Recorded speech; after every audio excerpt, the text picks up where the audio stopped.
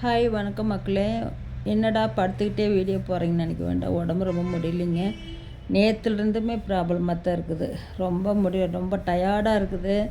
அது இல்லாமல் தூக்கமாக காலையில் 11 மணிக்கு படுத்துட்டு இப்போ தான் எந்திரிச்சு அது சாப்பாட்டுக்கு எதுவும் இல்லை, ஒன்றும் செய்யவும் முடியல.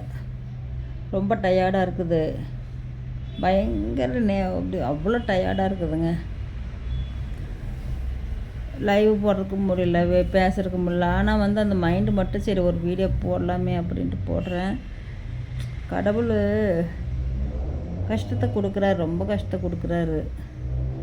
ஆனால் கைவிட மாட்டார், அது எனக்கு தெரியுது. ஆனால் இவ்வளோ வேறு சோதனைனால் தாங்கிக்க முடியலையே, ரொம்ப கஷ்டமாக இருக்குது. வீட்டில் எந்த வேலையுமே செய்ய முடியல என்னால். கையெல்லாம் பாருங்கள், ஒன்றுமே இல்லைல்ல, எலும்பு தான் இல்லைங்களா, எலும்பு ஒன்றுமே பண்ண முடியாமல் எலும்பும் தோலாக இருக்குது. ரொம்ப என்ன சொல்கிறது, பலவீனமாயிடுச்சு உடம்பு. சமையல் பண்ணல. காலையில் ஃப்ரூட்ஸ் மட்டும் கொஞ்சம் சாப்பிட்டேன். இப்போ ஒரு 2 தோசை சுட்டு சாப்பிட்டேன். சோள தோசை மாவு இருந்துச்சு, 2 சுட்டு சாப்பிட்டேன்.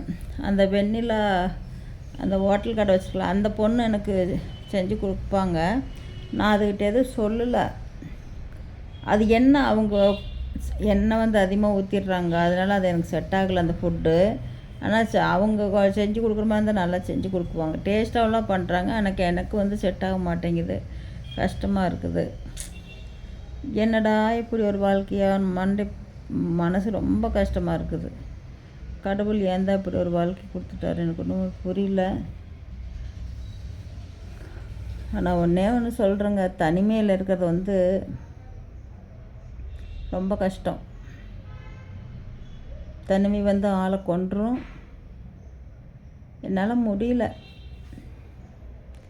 எல்லோரும் கொஞ்சம் வேண்டிக்குவாங்க, கொஞ்சம் ஹெல்த்து நல்லா இருந்தால் போதும். என் பொண்ணுக்கிட்ட ஃபோன் பண்ணி பேசினேன். என்னத்த சொல்கிறது, என்ன பண்ணுவா அவ தான். என்ன பேசுறதுன்னு புரியல. போகிறது கூட முடியலைங்க. கிளம்பி போகலாம் அப்படின்னா அந்த பூனைக்குட்டி வச்சுக்கிட்டு அது ஒரு பிரச்சனை. தூக்கமாக வருது, சாப்பிட்றதுக்கு எதுவுமே இது இல்லை. உடம்புல சுறுசுறுப்பு இருந்தால் தான் நான் வேலையை செய்ய முடியும். சுறுசுறுப்பு இல்லைங்கிற போது எந்த வேலையும் செய்ய முடியாது. ஏன் இப்படி ஒரு கஷ்டம் கொடுக்குறாரு கவர்மெண்ட் தெரியலையே. நான் போய் உட்காந்து மன்றாடி அழுகணும் இதுக்காக. ஆனால் தனிமையில் இருந்தால் ஆம்பளையில் இருந்தாலும் சரி பொம்பளையில் இருந்தாலும் சரி அதை விட கஷ்டம் வேறு எதுவுமே இல்லை. அவ்வளோ ஒரு பெரிய கொடுமை அது. எப்படியெல்லாம் கஷ்டப்பட்டு போனேன் இன்றைக்கி ஒன்றும் முடியாமல், உடம்பு சப்போர்ட் இல்லாமல் அந்த மனசு வேதனையும் வலியும் வந்துட்டுருக்குறேன். என்னால் எதுவுமே பேசவே முடியலைங்க. யார் எனக்கு ஹெல்ப் பண்ணுறாங்க, யார் என்ன பண்ண முடியும்? இப்படியே கஷ்டத்தை அனுபவிச்சுட்டு போகணுமா? கடந்து வந்த பாதைகள் நினச்சா ரொம்ப கஷ்டமாக தான் இருக்குது. ஒன்றுமே முடியல. எப்படியெல்லாம் வந்தோம், எப்படியெல்லாம் போனோம். அம்மா அவங்களாம் இருக்கும்போது நல்லா இருந்துச்சு.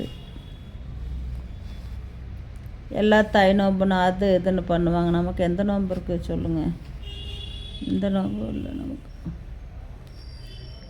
பயமாட்டி கூப்பிட்றேங்க, என்னால் முடியல. வீடியோ கூட ஒன்றும் போட முடியல. எந்திரிச்சு உட்காந்து பேச முடியலைங்க. பொட்டு கூட வைக்கல பாருங்க, விழுந்துருச்சா, அதை கூட நான் எந்திரிச்சினாலும் வைக்க முடியல. வீடெல்லாம் க்ளீன் பண்ணால் அப்படியே கிடக்குது கசன்னு. என்ன பண்ணிட்டு பார்க்கலாமுங்க. சப்போர்ட் பண்ணுங்கள் ப்ளீஸ். ஏதோ அந்த சந்தோஷமாக தான் கிடச்சது, எனக்கு நிம்மதியாக இருக்கும்.